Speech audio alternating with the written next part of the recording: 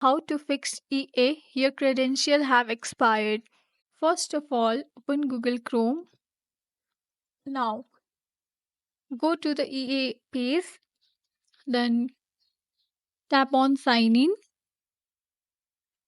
Here, you can provide your email and password. If you have issue with it, then you can go to forget your password and reset your password. However, if it doesn't work for you, we have another method.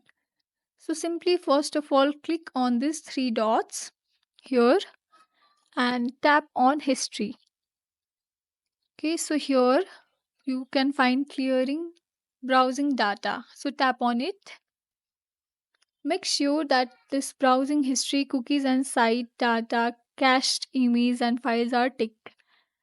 And second thing that we have to do is make sure that here you select all time and then tap on clear data here at the bottom right corner of your screen.